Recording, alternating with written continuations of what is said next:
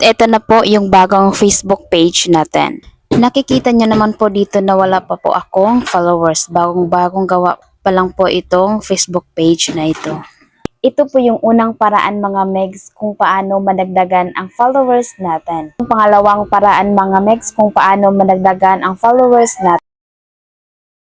Welcome back po sa ating YouTube channel. So for today's video is may tuturo lang po ako sa inyo kung paano gumawa ng Facebook page this year 2024.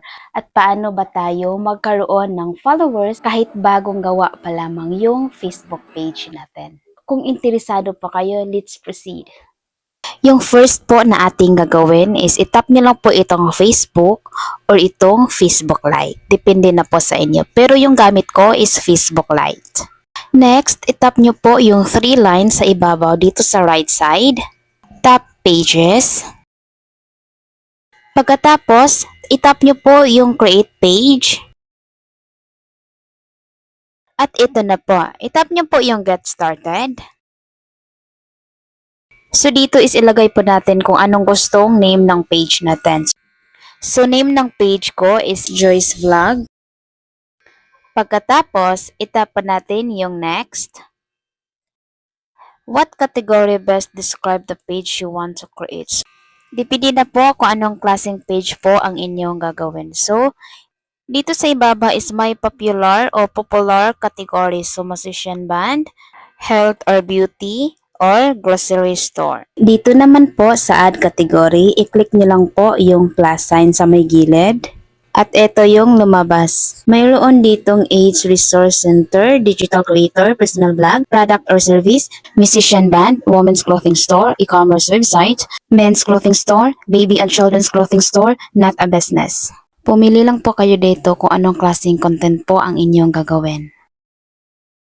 Dalawa po yung pinili ko, itong not a business and digital creator. Pagkatapos, pindutin nyo lang po yung next.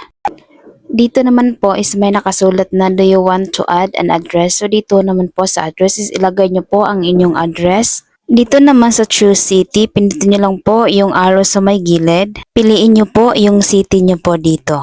Pagkatapos, tap next and then tap done. Tadang! Ito na po yung page natin. Lagyan po natin ng profile at saka yung cover. Yung una po natin ilagay dito is yung profile picture po. Tap profile, tap upload photo. Itap nyo lang po yung picture na gusto nyong i-profile. Next, tap update. I-refresh nyo lang. Next po, lagyan po natin ng picture yung cover natin. Tap nyo lang po ito. Next, tap select photo on Facebook. Piliin nyo lang po yung picture na gusto nyo i-cover photo sa inyong Facebook page. Tap update. At ito na po yung bagong Facebook page natin. Nakikita nyo naman po dito na wala pa po akong followers. Bagong gawa pa lang po itong Facebook page na ito. Baka naman, pa-follow naman ng Facebook page po. Salamat!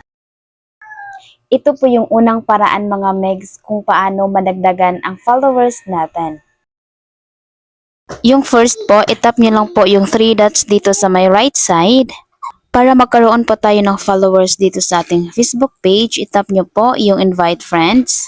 Next, tap switch profile. So ito na po yung lumabas. So pwede nyo po pindutin yung select all kung gusto nyo po ilahat. Pero kung hindi naman po, itap nyo lang po yung mga box na maliit dito sa my right side.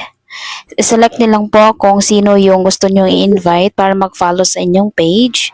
Pag tapos na po kayo or pag okay na po, is pindutin nyo lang po yung send invites. Na-send na po yung invite natin sa ating mga friends. At magkaroon na po tayo ng followers dito sa ating Facebook page. At ito yung pangalawang paraan mga megs kung paano madagdagan ang followers natin. Tap nyo po yung 3 dots. Next, tap copy link to page. Pagkatapos, back lang po tayo. Punta po tayo sa ating Facebook account. Andito na po tayo sa ating Facebook account or main Facebook account po natin. Next po, itap nyo lang po ang inyong profile picture. Next, scroll up lang po tayo. Itap nyo po yung post a status update. Next po is i-paste po natin yung link ng ating Facebook page na kinuha natin kanina. Lagyan po nating sulat. Ito po ang ilagay. Please follow my Facebook page. Next, tap post.